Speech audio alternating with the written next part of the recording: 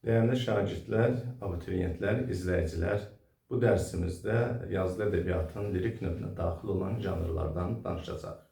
İlk növbədə qeyd edeyim ki, yazılı ədəbiyyatımızın lirik növündəki bütün janrlar tuyuq janrının çıxmaq şərti ilə ərəb ədəbiyyatından alınmış janrlardır.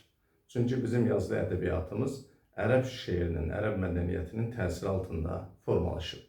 Başlayaq qəsidədən. Qəsidə beyt şəklində olan 15 beytdən çox 200 beytə qədər ola bilən bir şeir janrıdır. Beyt dedikdə bənddə iki misranın olması başa düşülür.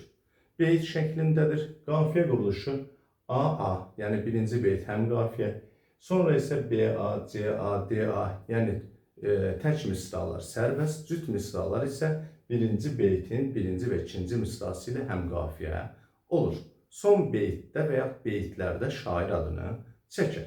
Qəsidənin məzmununa görə çoxlu növləri var. Ərəb şairləri demək çox Allahlığın əleyhinə İslam dininin vəsfi üçün çoxlu qəsidə növləri yaradıblar ki, o qəsidə növləri də bizim ədəbiyyatımıza keçmişdir.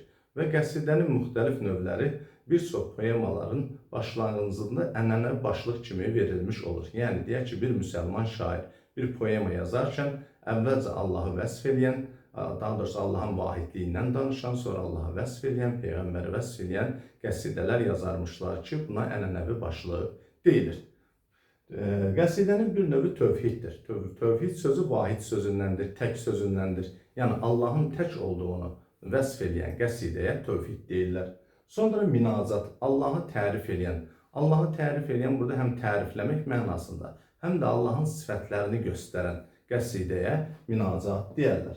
Sonra Peyğəmbər sallallahu əleyhi və səlləm, Muhammed Peyğəmbər sallallahu əleyhi və səlləmin tərif edən qəsidələrə isə nəhd deyərlər. Başqa biri, nəfəri, hökmdarımı, hər hansısa bir şəxsi tərifləyən qəsidə növünə isə mədhiyyə deyərlər. Fəxriyyə şairin özünü təriflədiyi qəsidəyə deyirlər. Kiminsə ölümünə həsr olunmuş qəsidəyə isə mərsiyə deyirlər. Və kimisə həzv edən, kimisə tənqid edən, kimisə meydan oxuyan qəsidəyə isə həzviyyə deyərlər. Onu xatırladım ki, qəsidə üçün belə bir ifadə var ki, təmtəraqlı üslubda yazılır. Həqiqətən onun dilində elə sözlərdən, elə ifadələr seçilir ki, orada bir aşırı pafos olur. Mən bilən qəsidə haqqında bunları bilsək kifayət edir. Bir də qəsidənin ustadı Xəqani Şirvani hesab olunur. Çünki onun ayrıca qəsidələr divanı vardır. Keçək qəzələ. Klassik ədəbiyyatda bəlkə də ən məşhur janr qəzəldir. Qəzəl dedikdə məhəbbət janrı başa düşülür. Şifahi ədəbiyyatda da qoşma dedikdə məhəbbət janrı başa düşülür. Qəzəllə qəsidənin qafiyə quruluşu eynidir. Gördüyünüz kimi A-A, B-A, C-A, D-A, Q-A və s. Amma qəsidənin elə bilin qızıl ölçüsü 7 beytdir. Amma 5 beyt, 6 beyt, 7, 8, 9, 10 beyt qəzəllər də olur. Qəzəldə 3 termindən tanış olmaq lazımdır. Mətlə beyt, məqtə beyt, şah beyt. Mətlə beyt ilk beyt deməkdir. Qəzəlin həm qafiyə olan birinci beytinə mətlə beyt deyirlər. Son beytə isə məqtə beyt deyirlər. Məqtə yəni qət olunub, yol çıxıb başa. Və qəzəlin ən yaxşı beytinə isə şah beyt deyirlər. Bir daha xatırladıram, qəsidə ilə qəzəlin qafiyə quruluşu eynidir. Sadəcə olaraq qəsidənin həzmi çox böyükdür, qəzəl isə elə bir qızıl ölçüsü 7 beytdir. Sonra beyt şəklində olan daha bir janrımız var ki, ona qitə deyilir. Qitənin qəsidədən fərqi odur ki, birinci beyti həm qafiyə olmaz. Gördüyünüz kimi A, B, C, B, D, B, G, B şəklindədir. Bir də qitədə daha çox ictimai fikir üstünlük təşkil edir. Mən qitəni sanki bir məqaləyə bənzədirəm. Yəni şair orada onu narahat edən hər hansısa bir məsələyə fikrini ifadə eləmiş olur. Biz Füzulinin məşhur bir qitəsindən bir beyt var. Deyir ki, edəsən tutiyə təlim, əda-i kəlmat, özü nitqi insan olur, amma özü insan olmaz. Bu bəzi test tapşırıqlarında və yaxud yazılarda rast gəldiyimiz beytdir. Gördüyünüz kimi burada ifadə olunan fikir budur ki, tutuquşuna nitq öyrətmək olar, dil öyrətmək olar. Onun da nitq olar, insana məxsus bir nitq olar, amma özü insan olmaz. Qitə, qəzəl, qəsidə hər üçü beyt şəklində olsa da bir məsələyə toxunaq, qitədə şair adını işlətməz. Sonra beyt şəklində olan bir janr var. O həm janrdır, həm şeir şəklidir, ona məsnəvi deyirlər. Cüt-cüt qafiyələnən beytlərə məsnəvi deyirlər. Yəni A, B, B, C, C, Q, Q, D.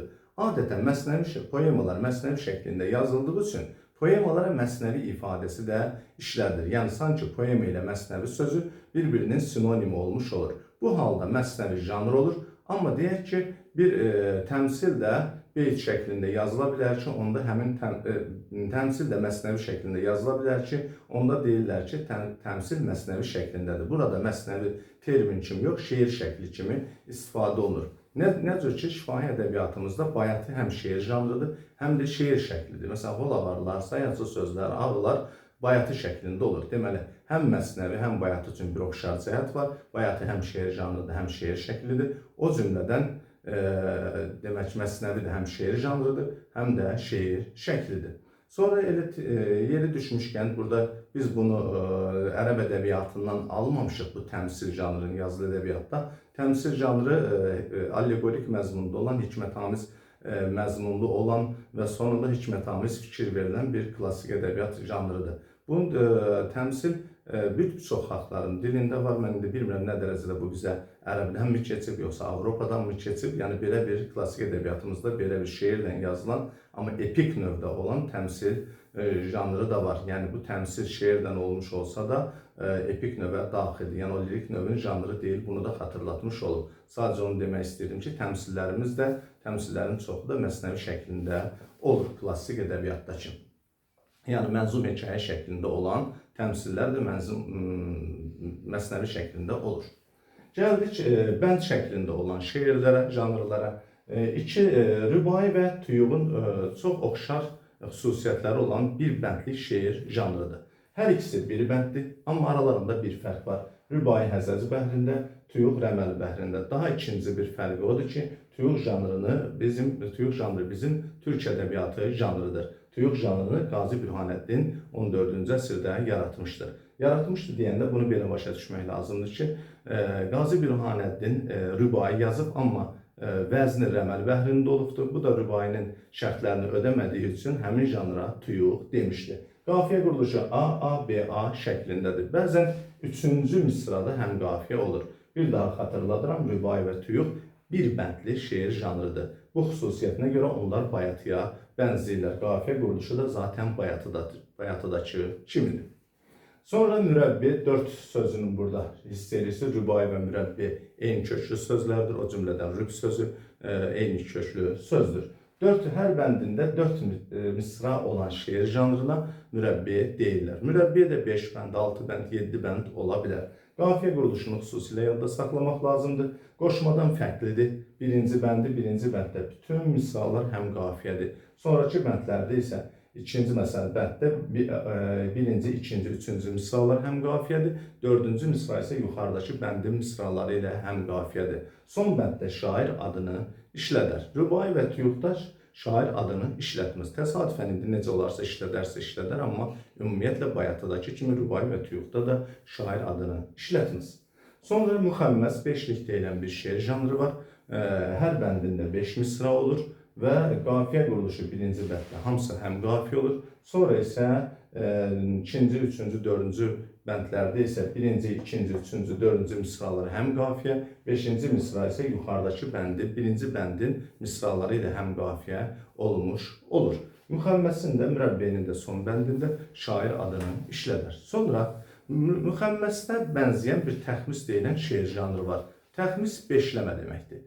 Hər hansısa bir şair bəyəndiyi bir qəzəlin üstünə hər beytinin, yəni üzərinə 3 misra əlavə eləməklə həmin qəzəli beşləyər. Yəni onu müxəmməs şəklinə gətirər ki, buna təxmis deyərlər. Ədəbiyyatımızda orta məktəb dərsliklərində məşhur bir təxmisdən söhbət gedir. Bu, Həbibinin "Gərsənin üçün qılmayam saki bütün nazik bədən, corum olsun bu qəba əcnimdə pirahən kəfən" beyti ilə başlayan qəzəlinə Füzuli təxmis yazmışdır. Yəni, həmin beytin üstünə daha 3 misra, digər o biri beytlərin də üstünə daha 3 misra əlavə eləyərək həmin qəzəli təxmis eləmişdir. Yəni, müxəmməs eləmişdir. Burada bir məsələni vurğulayım ki, təxmis yeganə şeir janrıdır ki, onun son bəndində iki şairin adı çəkilir. Həm qəzəlin, deyək ki, o son beytində şair öz adını çəkir, qəzəlin son beytinin üstünə əlavə edilmiş 3 misrada isə təxmisi yazan, həmin qəzəli beşləyən şairin adı çəkilmiş